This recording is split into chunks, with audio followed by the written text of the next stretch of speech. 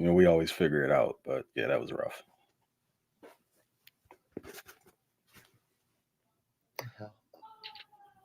Hi, everybody. Welcome to the Lightning Round podcast.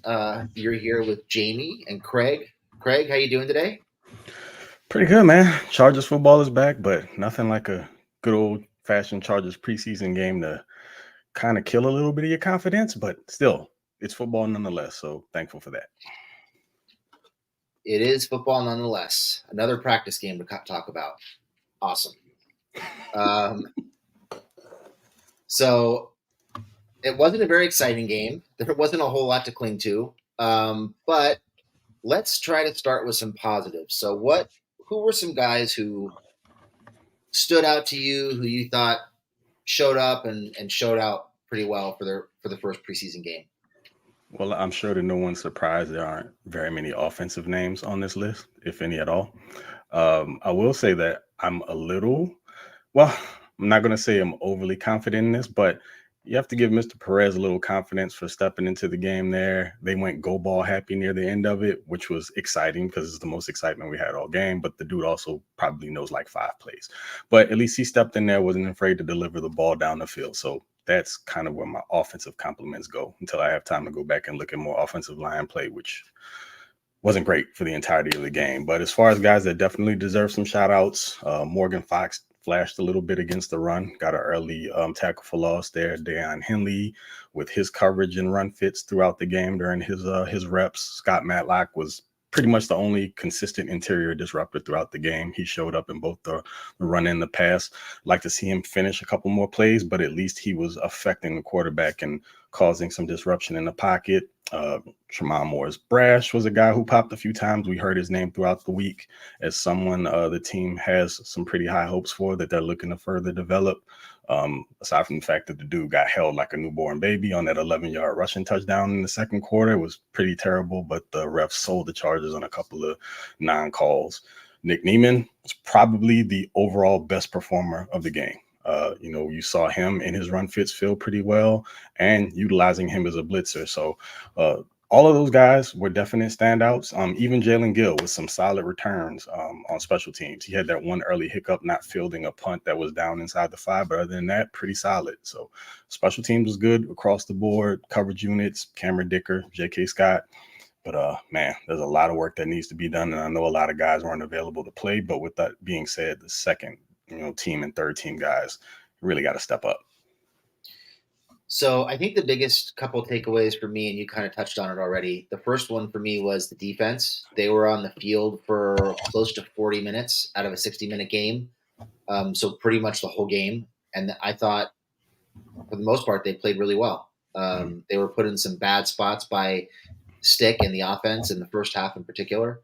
But I thought the secondary as a whole played pretty well. You saw guys, getting their eyes on the football, anticipating throws, getting good breaks on the ball, getting their hands on the football.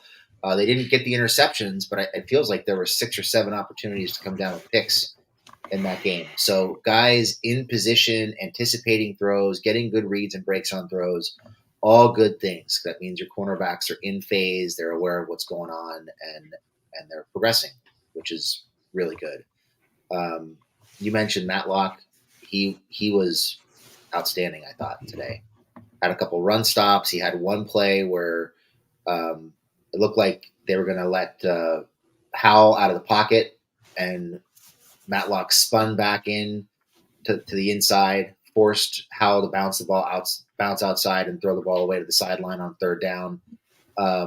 Just little things like that where Matlock is kind of getting himself in position and maybe not necessarily making a play, but forcing the quarterback to rush or make a bad throw or just throw the ball away just because there was nothing there and nowhere to go.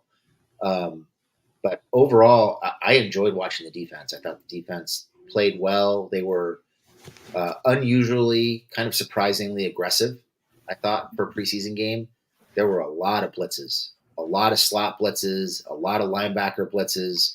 Early in the game, they were blitzing A.J. Finley on pretty much every down, not every consecutive down, but first, second, and third down. They were blitzing him quite a bit from the slot. They did the same thing later in the game with Tarheeb Still. So they were finding ways to create pressure beyond just the front seven, which I was surprised to see it in the preseason because normally you don't want to show your cards on that early in the year, but I enjoyed watching it, and it was something that I thought was encouraging because it was creative and they were really going after the quarterbacks, particularly on third down, on 3rd and 5 or longer. Yeah, for sure. I don't think they showed a lot of their cards. The majority of the manufactured blitzes came out of the slot. Seattle didn't adjust for it ever throughout the entirety of the game. They sent Still, they sent Jasir Taylor.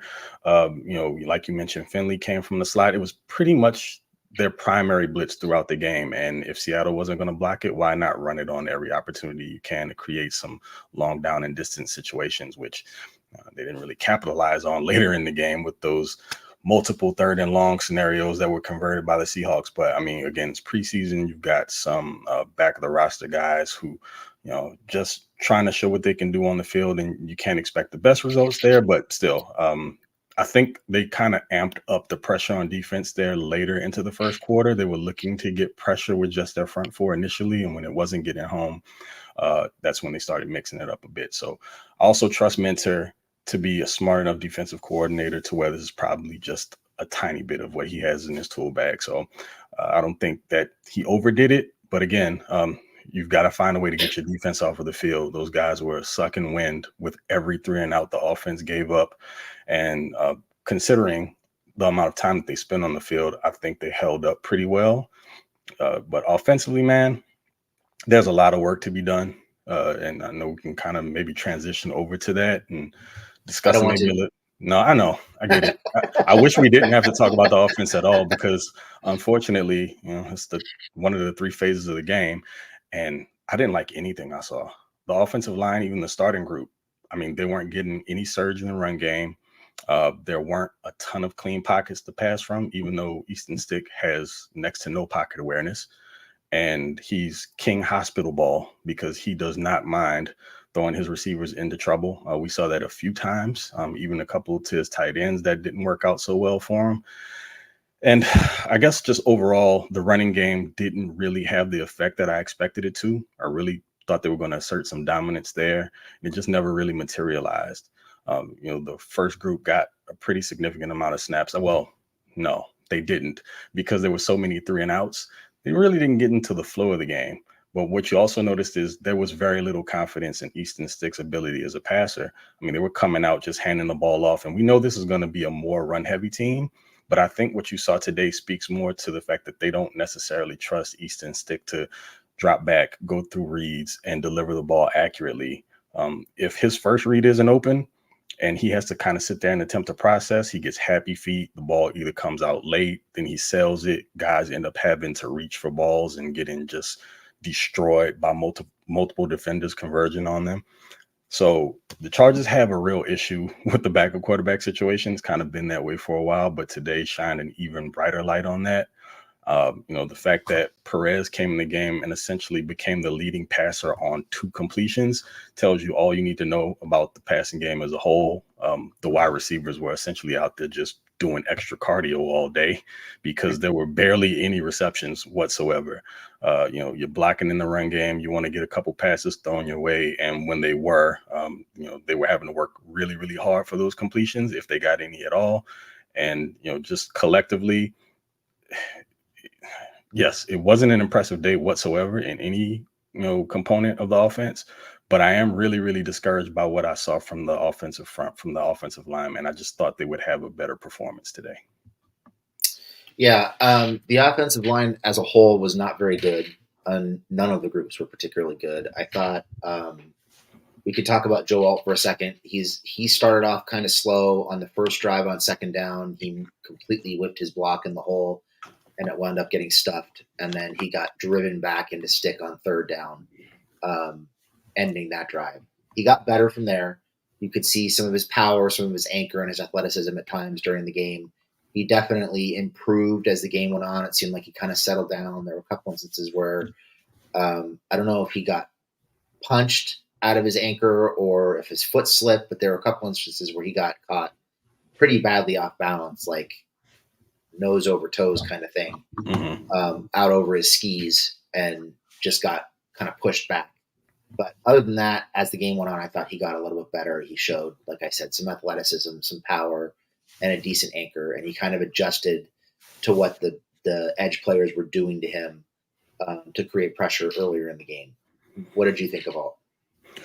Yeah, it's like you said, he pretty much leveled out after maybe that first or so series. That rep that he took where he got pushed back and the stick was pretty nasty. You saw that was Michelin Nwosu, I believe, pretty much converting speed to power and walking him right back into stick, affecting that throw, getting into the passing lane, and stick's already not the tallest guy, so having to maneuver around much bigger offensive linemen with the pass rusher bearing down on you to attempt to make a play just didn't work out. But throughout the game, I don't think I saw another really negative rep from him, which is good. Of course, the kid's developing, still a rookie, getting his feet wet. So overall, I think he played a pretty solid game. I can't wait to go back and just like hone in on just his reps specifically to see, where his overall grade falls and where he needs to improve. But, I didn't see him as being a liability at all. No, definitely not. Early on that first possession, he was a little bit rough, but like you said, he got better and he leveled out and improved as the game went on. Um, there really isn't much to talk about with the offense. Um, Sadly. no real positives to come up with. I guess we can talk about the quarterbacks a little bit since that's kind of going to be the overarching story of this game. And I think you kind of glossed over it a little bit, but I think it's worth noting. It seemed to me that the training wheels were really on very tight for Stick and Duggan. They Hmm. weren't really taking any shots down the field. There was no opportunity, not a lot of opportunities for any layered throws or really challenging the defense deep. Um, Stick in particular, I thought had tunnel vision. He was locking into the first or second read early in the rep and staring them down and just either waiting for them to get open or forcing the ball into coverage. He's lucky he didn't have probably 2 or 3 interceptions in that game. The throw he made, I think it was on first down on the second possession, where he rolled out to his right and tried to lollipop the ball over a cornerback to Chark on the sideline. Uh, I never want to see him attempting to throw like that across his body on the move again. You, sir, are not Justin Herbert. You cannot make that throw. Please do not try to make that throw again.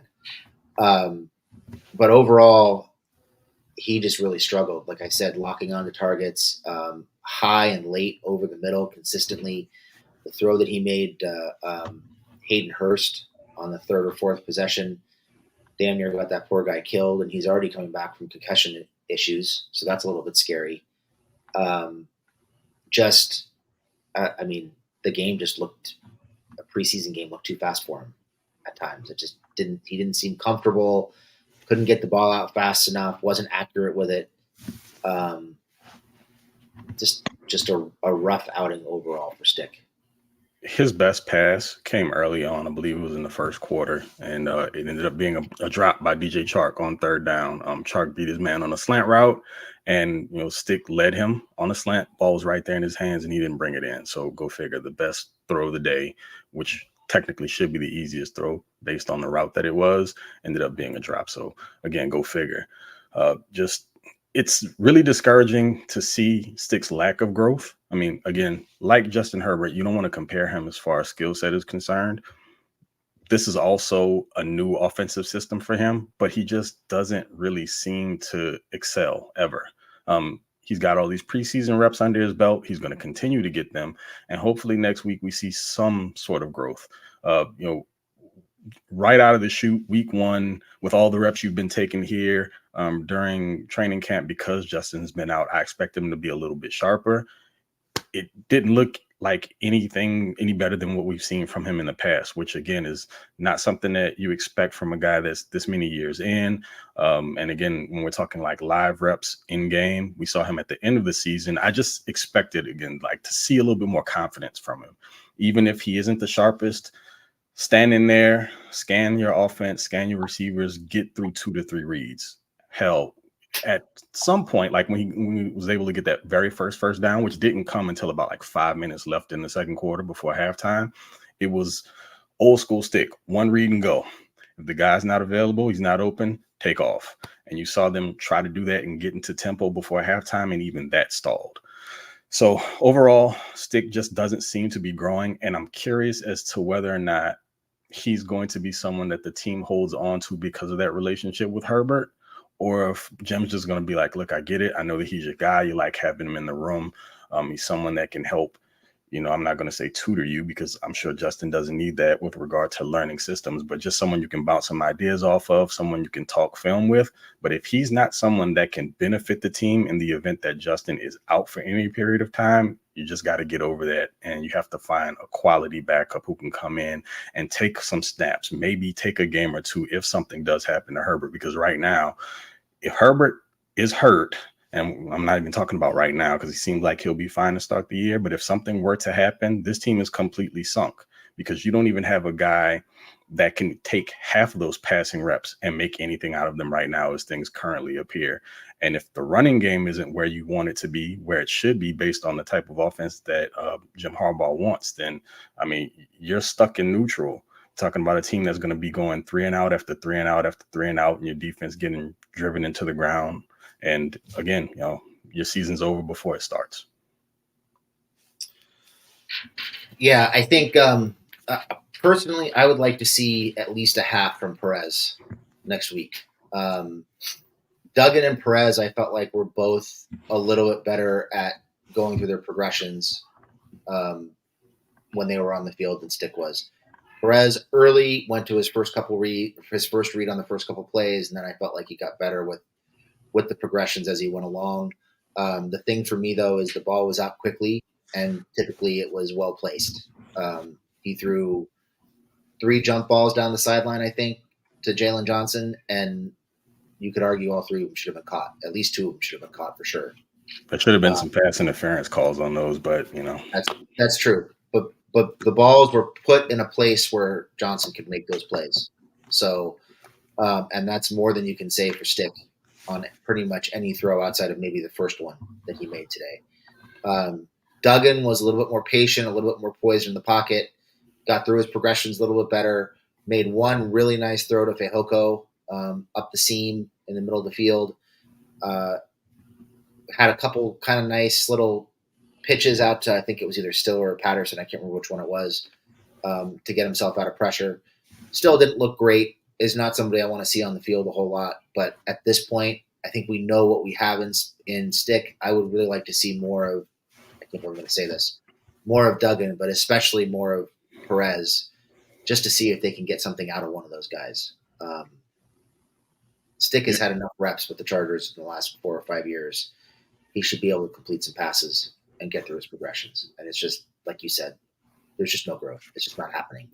Yeah, I agree. I don't want to shoot down any of the praise for Duggan. That 28-yard seam ball to Fehoko was a really good catch by Fehoko because he threw that ball behind him. It was a bad throw. But we got to take what we can get. It was probably the biggest play of the day up until later in the game when Perez was in and he threw his go ball, his completion that was down the sideline. But other than that, Duggan showed a little bit of moxie. There was a play that he kept alive by evading a sack, and he attempted to flip it out to Elijah Dotson, who dropped the ball and then pretty much killed the drive after that. But Duggan played with more confidence than Easton Stick did, and that's concerning because Max Duggan is not what we would consider NFL level QB. I know that Stick is he's stuck around for a while, and you would think he'd at least be a serviceable backup to this point. But the fact that Duggan got in there and showed no fear, even though it wasn't the prettiest, he didn't look like he was afraid to, like you said, go through reads and be aggressive. If he didn't see it, pull the ball down and take off. They had some design plays where he had the opportunity on options to keep the ball, and they did that because right now and it may always be this case, he's more of a runner than he is a passer. And like you mentioned, Perez, giving him some more opportunities for the limited time that he's been with the Chargers so far. Again, showing some guts, not afraid to throw the ball down the field. You would imagine that with just maybe a week or so with the team, he's still got to develop some chemistry with those wide receivers, but his ball placement was pretty good to say that he's got limited reps with them so far. So yeah, unfortunately we're at a phase where these are going to be the 3 quarterbacks that we're going to have to see throughout the entirety of the preseason. So I'm going to have some questions to answer if one of these guys proves throughout these next 2 games that they're better under the gun than Easton is. And then, again, like I said before, you might have to ask yourself whether or not he's worth keeping on this roster. If maybe you need to look at some other options. Yeah, agreed. It's definitely worth looking at some options. I think after today's performance, QB2 is a position where they should be watching the waiver wire to see what comes out there. You even heard Daniel Jeremiah suggesting the Chargers should call on PJ Walker um, while he was out there completing passes on the defense. So definitely something we should keep an eye on. You go into the season hoping the quarterback situation, even the backup, is kind of settled, and you don't have to go hunting. But I think based on what we saw, it's definitely something they should be keeping an eye on. I think that QB2 position should be kind of inching its way up the list of priorities once we get towards cut day.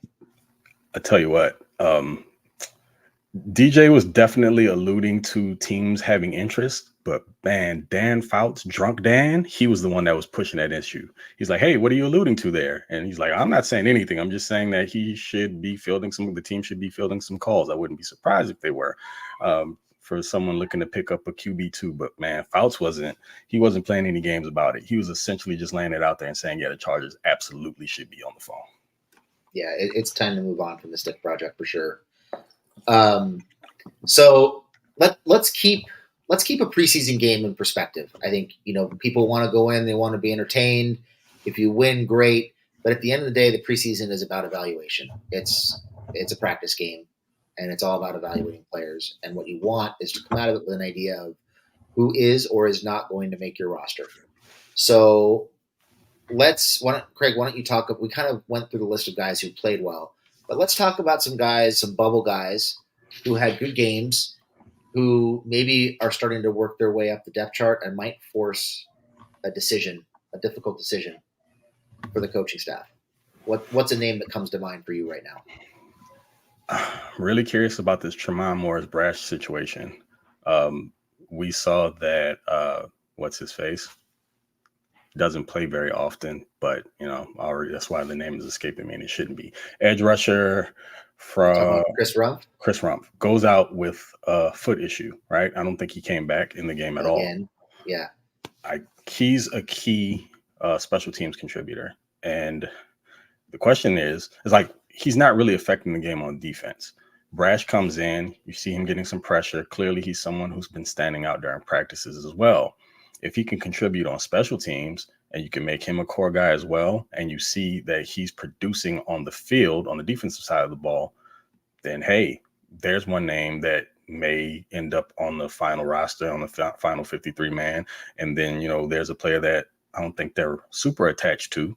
He's a core special teams guy, but I mean, first of all, if you can't stay on the field, you can't contribute. And also, if one of your main pass rushers goes out, Rumph isn't someone who's going to step in, and you're not going to experience any fall off. He's definitely a liability on the defensive side of the ball because he's a lighter guy. He's put on some size, but he's still not very stout against the run, and he's not a consistent pass rusher. It doesn't affect QBs in the pocket, doesn't really get them off of their spots. So Morris-Brash is a name that I think we should all keep an eye on. And I mentioned him before, Jalen Gill. We didn't see a bunch of him. Well, we didn't see a bunch of any of the receivers, to be honest. So they weren't able to really put their stamps on the game, but Gill looked like a really solid return man. He has some really good hands that he's, showcased in practice as well. So he's another one of those back of the roster wide receiver guys who could potentially make some noise. But those are the two main names that have stood out to me.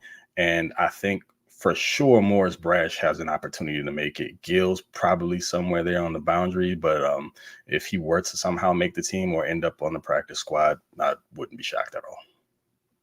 Yeah, Morris-Brash is an interesting one, both because of what he brings as a rusher and what you kind of hope he can bring as a special teamer. I think the other thing with him too is, they're going to carry 4 edge rushers going into the season, right? Because Mack, Bosa, Thule, and Dupree are all going to make the team.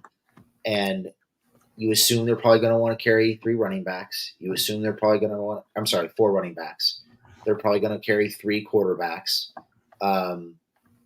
So you start looking around the roster at where do you leave yourself thin to carry a fifth edge player in hopes that he can contribute on special teams? And that's where it starts getting kind of interesting because, they're probably going to carry 5 defensive backs. They're probably going to carry 5 safeties, is my guess, 4 or 5. We think they're going to carry 6 wide receivers, probably 4 tight ends. Where do you drop that spot to carry a fifth edge player who probably isn't going to contribute much on defense? He's just going to be there for special teams. And is it worth it? You do have 3 edge rushers who have had injury issues. They're getting up there in age. They've been on the field for a while. So you need that depth. It's just going to be the calculus on that, I think, from a roster standpoint, is going to be tough to finagle. Yeah, for sure. Oh, you know what? I don't know how we managed to not mention this. The first 2 offensive snaps of the game, Jordan McFadden in at fullback. Strong eye formation right out of the gate. McFadden at fullback, lead blocking, back-to-back plays. So, I love that. We didn't see a ton of it throughout the game because the Chargers found themselves behind, so they're having to mix up the offense a little bit. But they are serious about this McFadden fullback situation. The other thing that stood out to me, too, we kind of talked about the secondary and generalities. Going into the preseason or going into camp, I should say, we were kind of thinking that maybe Jasir Taylor and Dean Leonard might not make this roster. But both of them had solid showings. Leonard looked really good outside. Taylor didn't really tackle all that well. But he seems to be locked in as that starting slot corner right now. So kind of interesting watching those guys kind of secure their spots. Leonard looked, I would say, probably as good as he's looked at any point as a Charger. Just I agree. Tackled well, anticipated throws well, broke up a couple passes. He looked really, really good, and he contributes on special teams. So good to see him kind of step up and do that. Well, with regard to Taylor, he's always been like, well, if you're talking about the difference between he and Tarheeb still, Taylor's more of, and even in camp, it's kind of panned out a little bit differently because Still has shown himself pretty adept in coverage also. But Taylor's been more of the athlete and utilize his speed in the slot as more of a more dynamic blitzer. But the truth of the matter is that Still's the better tackler. You saw him make a play from the slot late in the game also with regard to rushing the passer. But Dean Leonard is one of those guys where you look at the coaching staff, and now that you're happy that you have these guys who have experience and know how to develop players, you see someone who's had the raw talent and it just hasn't been cultivated.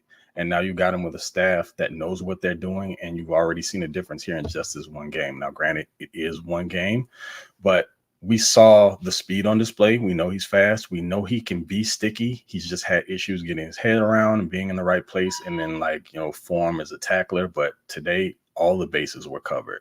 So if you've gotten someone that is a top tier athlete, we know he has the athleticism, but if you can get the technique down, and you can get him to be a key contributor there in the secondary, then that's another spot you've locked up with a cheap player that's going to give you quality snaps. And Jasir Taylor, maybe the competition there is going to be something that lights a fire under him to help him maintain that spot in the slot, because Tarheeb still is coming one way or the other. Yeah, the other guy who I think we should talk about, he made a couple splash plays, is Thomas Harper. He's a guy who I wasn't really sure had a shot to make this roster just based on the way the safety room was built. But he had a huge tackle on special teams. I'm sure we'll see more of him there. And he had a sack. And he was physical in the plays that he made. So that's a guy I would expect to see more of next week in the preseason. Probably get some more run, maybe with the ones, just to kind of get him some reps with some real players and see how he responds to that. But he looked pretty good. Mm-hmm. Definitely the physicality is going to play in his favor. That special teams tackle he made just came downfield kamikaze style and threw his body into the returner, with no regard. I actually thought he might have hurt himself because the tackle wasn't the best form, but he was, he attacked with his hair on fire, and you love that. And the sack also, he's just someone who's not afraid to, force the issue. And those guys set the tone for you, on kickoff. You get a huge stop like that, then it's a buoy to the defense. And if you can find a way to develop him as a player that can contribute on the back end, again, it just fortifies that depth. And if a guy goes down, you don't feel as concerned with who steps in behind them. Yeah, I think, man, I wish we had a better way to evaluate the wide receivers and tight ends right now, because those are two groups that there's a lot of question marks at, and we just don't really have a meaningful way to evaluate them, at least not with preseason tape so far, just because of the quarterback play we already discussed. Um, I think right now the best way to evaluate those guys is to see what kind of reps they're getting on special teams. I think that'll be pretty telling. If they're getting reps on special teams, the team is probably looking for a reason to keep them. Guys like Mm-hmm. Jalen Gill, who had a couple good returns today, Harper on special teams on coverage units. Um, you know, I think from when we were at camp on, what was that, Wednesday, Yeah. we saw Rice on hands teams. I think Morris Brash was playing a little bit of special teams when we were there. So seeing some of those guys at the bottom of the roster start to get work on special teams could be pretty telling in terms of how the team views them and, potentially trying to find a reason or a way to keep them. Well, yeah, that's what it's all about. You got to make your hay some way, and if you're not going to get on the field, on the offensive or defensive side of the ball, then what are you on special teams? And that's how you can find a way to make your way onto the field on either side of the ball in one of the other two phases. So where can you contribute? And yeah, as far as the wide receivers are concerned, I'm definitely planning on going back just to see how some of their route running was. I mean, again, that's all they did was run. So you can't really judge them on being able to catch the ball and whether or not they're using good technique and being more hands than body catcher guys or tracking the ball. Like none of that's going to be anything we can really glean from this game. But, are you creating any separation at all? How crisp are these routes? Are you running them at the right pace? What do your splits look like? I mean, there were a couple instances, and I don't necessarily think this was all related to the wide receiver. Some of it was play calling, but there were a few spacing concerns that I saw with regard to where these routes were ending up, like a few third down plays. One specifically, I think Max Duggan was in. It was a pass that he ended up throwing to Simi Fehoko that was short of the sticks. There were 3 routes within 2 yards of each other. So all in the same area to the same side of the field, none of them were beyond the sticks. So it's just kind of like, okay, well, whose fault is that? Is that an issue with the receivers running at the wrong depth? Was it a bad play call that didn't design it properly to get anybody beyond the sticks? Because again, even you saw what happened. If Fehoko catches that ball, and even if there is someone or a little bit of space for him to run after that, there are 2 other guys in the vicinity to make the tackle before he can get to the first down marker because just not enough space due to the routes that were run. So I want to go back and look at that. But overall, this had to be one boring game as a wide receiver because you put in a lot of work and you didn't have a whole lot to show for it. And hopefully this isn't an indication of how things are going to be throughout this preseason because unless the quarterback play improves and the line play improves along with it, then we're in for a really boring next 2 games. Yeah, we definitely need some serious improvement with the line play for sure, because that'll help the quarterbacks at least a little bit.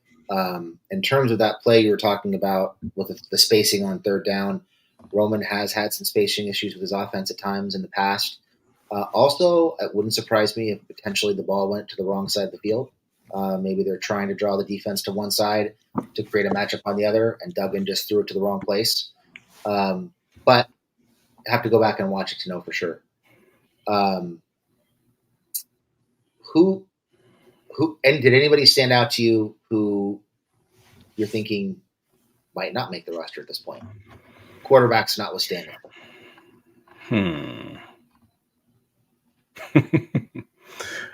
Yeah.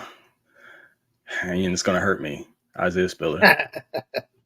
Because he only got a few reps in there in the second quarter, and then he disappeared again for a while. And then you saw him come back in towards the end of the game, and he has a couple plays here and there. Like there was I think maybe it was a second down run, a third down run where it was designed to hit outside, look like an outside zone run, and the lane got plugged. He stopped his feet. Well, didn't stop his feet, kept his feet going, and he cut back against the grain and found a lane and created a first down play to keep the drive going. And you saw him catch a couple passes there, make guys miss in space on the sidelines. So it's really weird. You see these little flashes and you're thinking, okay, why don't they give him more opportunity? And then he's pulled, and it's just like, well, what is he doing wrong? Somehow, some way, it just feels like he's not designed to be on this team, and he's probably going to find his way off of the roster. I don't know if it's any real fault of his own. I just don't understand why it seems like he doesn't get any real consistent run where, you just got guys getting in there that you see far more often than him. So right now, just kind of based on what we're seeing, what we've seen here in the past, unless that changes over the course of these next two games, it's probably going to be Isaiah Spiller.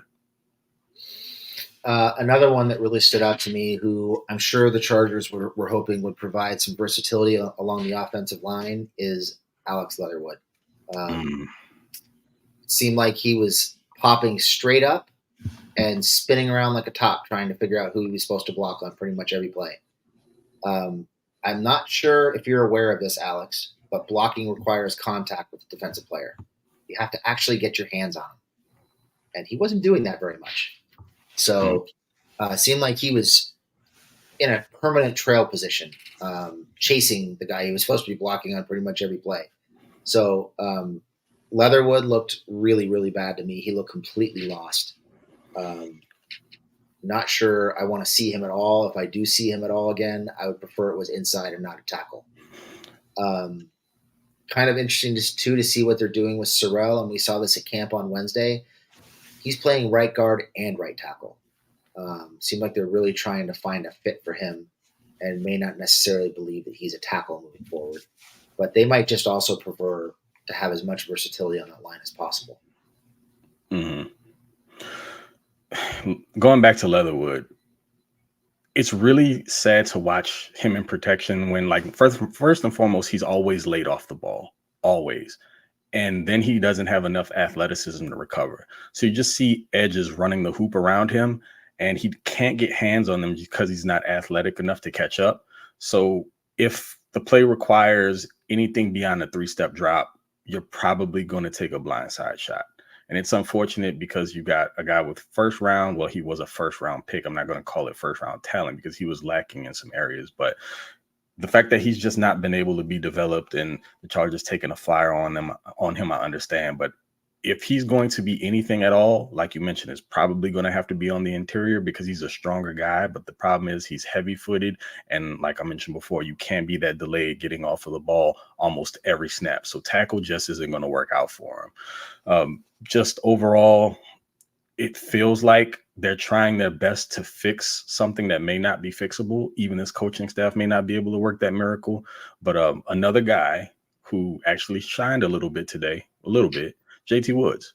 Saw JT Woods make a nice pass breakup in coverage. I love the fact that he actually sat on that route, didn't bite on the hesitation. He drove on the ball and broke it up. He looked like he knew what that route was going to be the second the receiver lined up across from him. He did it in the slot. It's literally one-on-one coverage in the slot, and he held up really well there.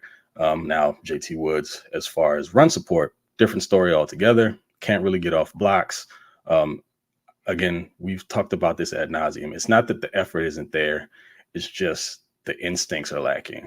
But I really like that pass rep from him because it showed that he has the ability to play in coverage. And when you're talking about in the slot against a two-way go, to be able to defend a pass the way that he did there was promising. The fact that there aren't a ton of options at safety right now, quality options. I mean, maybe there's some guys that are showing themselves a bit. Woods could also potentially find himself off the roster. But if he keeps doing or making plays like that specific one today, there could be a reason to keep him around. That was a nice play that he made. I think the issue, and you mentioned it, was two things. One was run support. Tackling, actually three things. Tackling just in general wasn't very good. And something you've been talking about for a while, which we haven't really seen because he hasn't been on the field, change of direction is a pretty big issue with him.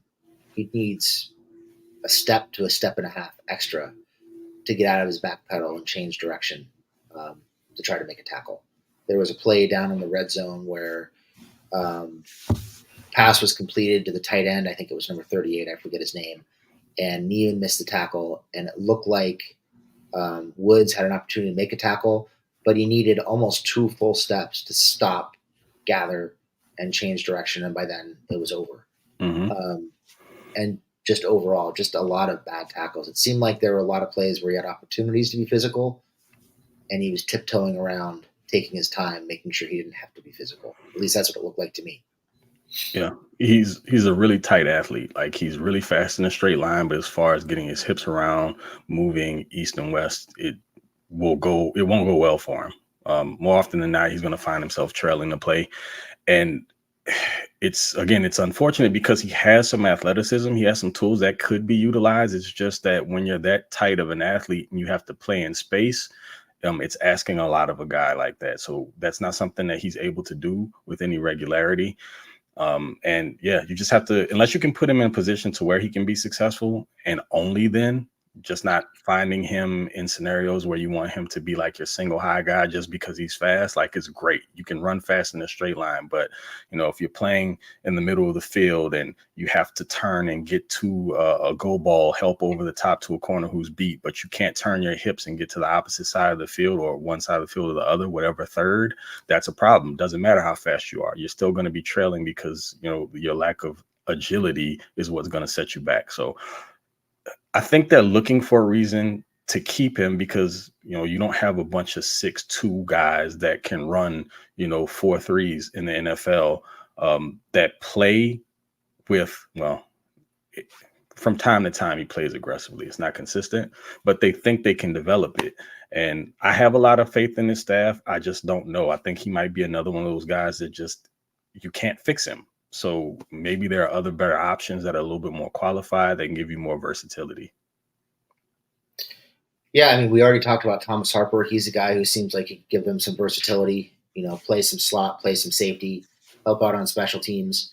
If JT does not improve considerably as a tackler, both with his angles and his technique, it's going to be hard to play him on special teams. And if he can't play on special teams, it's hard to keep him as the fourth safety. So he's kind of limiting himself with the tackling, and some of the other issues that we talked about. And now that you're mentioning it, on special teams with the new kickoff rules, if you put him on the kickoff team in coverage, now that you don't get that running start and the returners kind of have the advantage because they're full go, he's a guy that you can make miss really easily. You're talking about not even just one move. You can just catch him taking a bad angle and make one simple cut, and then he's completely out of the play. And he's one of those dudes who's trying to then run it down from behind. So right now, just as far as the tackling form and the agility is concerned, he kind of stands out as a liability. And again, I don't know if that's something that can be fixed. Yeah, well, hopefully the coaching staff can figure out something for him, just for his sake. He is a good athlete. He's got some decent ball skills. It'd be nice to see them make something out of him. I guess time will tell. So let's look ahead a little bit to next week. Let's talk a little bit about some position groups that we want to focus on, or some details that we want to focus on for next week, in terms of progress and how the team is moving forward as we get closer to the regular season. Yeah. I want to see more improvement from the interior defensive line. More than just Scott Matlock.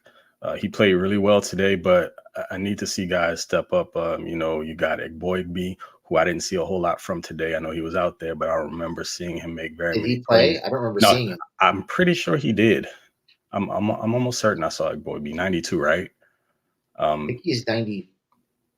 No, Rumpa's 94. Yeah, I think he's 92. Yeah. I thought I saw him out there. And if he wasn't, then, there you go. Still not making any plays, and that explains a lot.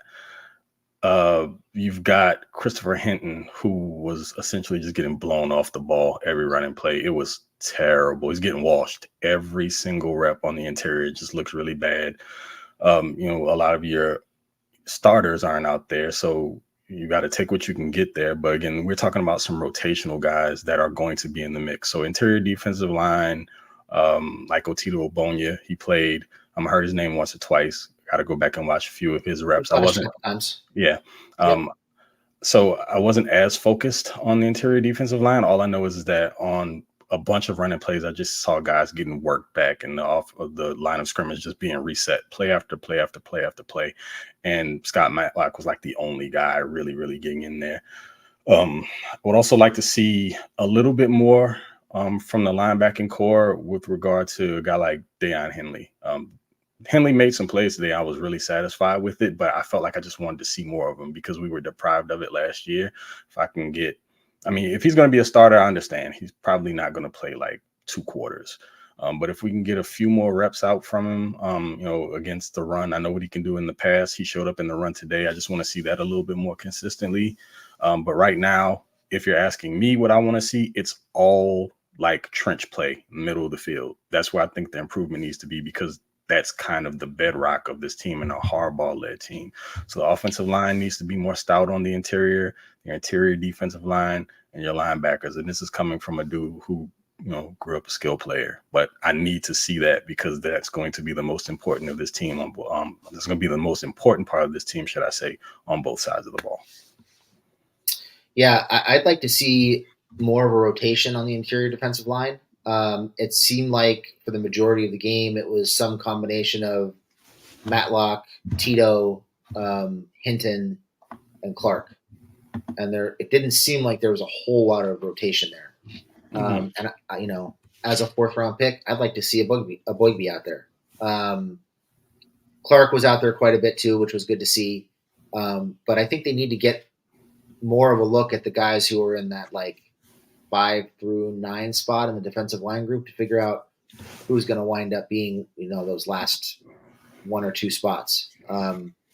They just need more life out of the defensive line group. Matlock was really good. You mentioned it. Tito flashed a couple times.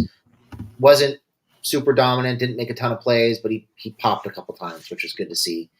Clark didn't do much when he was out there. Hinton was not particularly good. So got to see more of those guys. Got to get some kind of energy and effort out of that group to be able to stop the run and collapse the pocket because there wasn't a whole lot of pocket collapsing from the interior today. And hopefully that offensive line starts to gel. The Alt was pretty good as the game went on. Pipkins, I think, was okay while he was out there early in the game. I want to see that line with Bozeman out there. I don't particularly want to see much more of Hymas out there early in the game with the ones. Just want to see how that line gels with Bozeman. Mm-hmm. Didn't see too many leaks on the left side, I don't think, when Slater and Zion were out there. Nothing that really stood out anyway, off the top of my head. You? No. The majority of what I saw with regard to any pressure that was created or penetration seemed to come on the right side of the line, if I'm not mistaken. I didn't see a bunch on the left. Even with guys pursuing backside on runs, I didn't see, either tackles really getting beat or letting guys free to pursue from the backside. It was mostly interior, and the majority of it was from the right side, if I'm not mistaken. I obviously would like to see more from the wide receivers. Of course, that requires better quarterback play. But I'd like to see them get the ball into Brendan Rice's hands. You'd like to see them get some targets for QJ. And then guys like Jalen Johnson, Jalen Gill, Cornelius Johnson. I'm not even sure if he was on the field today. I don't recall seeing him out there or hearing his name called at all. But need to see more from those skill position groups as a whole. Mm-hmm. And then maybe a little bit more focus on scheming for the week 2 preseason game. I know they're evaluating and they're not coming up with opponent specific game plans right now. They're just more focused on calling plays and getting in shape. But I think if they schemed a little bit more and there was a bit more of a game plan, maybe they could find their way into a little bit more of a rhythm early in the game and they can get the number of plays they want so they can get a better evaluation. So you'd like to see them stay on the field a little bit more and be maybe a little bit more creative with the offense just to see if they can put some pressure on the defense before the 4th quarter. Well, what kind of threw me a little bit with regard to the offense is the fact that they didn't really get into like the shorter passing game, like those manufactured touches, like you mentioned for QJ, no quick screens, none of that. I'm not sure if they threw one wide receiver a smoke screen the entire game. I'm not sure if it happened at all. I don't remember seeing very many running back screens, if any at all. So the screen game was pretty much non-existent. Um, like I mentioned before, there was that short slant play to who was that to again on the drop? It was Chark. DJ Chark early in the Mhm. game. Uh, your bigger body wide receivers, you want to run those type of plays to them to allow them to get their hands on the ball to try to create afterwards. Like Donald Parham had a nice out route that he caught and fought to create a first down to extend the drive. You just didn't see very many of those types of plays. So give the opportunity to give Stick a chance to feel a little bit more comfortable, just to see yourself create, complete a pass, should I say. It's just like a basketball player. You can hit a couple free throws and maybe you can start to feel a little bit about your game and you become a little bit more efficient at shooting as the game moves on. But Stick just literally never got in a groove. There weren't any. I'm not sure if he had back-to-back completions ever at any point during the game. So it was just very sporadic. He was spraying the pill all over SoFi like all game long for the majority of the time that he was in. And you got to settle your quarterback down. If your running game's not working, you have to make an extension of that running game. And you could do that through screens and shorter passes, swing passes, things like that. And there just wasn't a ton of that on offense. It was pretty much, let's run the ball. It doesn't work. Then we're doing 5 and 7 step drops. The offensive line isn't blocking very well. Stick isn't reading very well because he doesn't have any confidence. And you see him sell balls, put them in the dirt, take sacks. So hopefully next week, like you mentioned, there's a little bit more scheme involved in the play calling, and they focus on that and they find ways to get quarterbacks in a groove as opposed to just being so like one dimensional. I also hope to see more scheming from the defense. There were some things they did today that I really liked, but I'd like to see more of. That first possession for Seattle, they had Dupree, Morris Brash, and Tooley on the field all at the same time, and they basically jammed the B gap with Morris Brash and Tooley. Tooley shot the gap. Brash went around the outside and collapsed the pocket from the right side. It was just a really nice scheme, and they executed it really, really well. And I'd like to see some more kind of simulated pressure schemed up, just to see what kind of things they're going to do with Bosa and Mack and Tooley and Dupree. They have so many weapons. There's so many ways to get to the quarterback. It'd be nice to see a little bit more of that. Love the slot blitzes, enjoyed the linebacker blitzes, but looking forward to kind of seeing what that next step in the defense is next week. I saw at least 2 overload blitzes. So they mixed that in there a couple times as well. So I think, when they were having issues generating pressure with 4, they got a little bit more creative. But like I mentioned before, you're going to see more maybe as the preseason goes on. But right now, if they're not going to get there with 4, I wouldn't be surprised to see maybe 2 blitz schemes drawn up per game, maybe a little different, that they attempt to generate some pressure specifically on those 3rd and long plays, because they're gonna have to get that under control, man. You can't keep giving up 3rd and 15s, 3rd and 17s. Like, that's old school Chargers football. Let's stop doing that. And I think Jesse Mentor, knows what to do to make sure that happens. And you have to keep in mind that at that point of the game, we're talking about 3rd teamers and guys that may not make the squad at all, but still,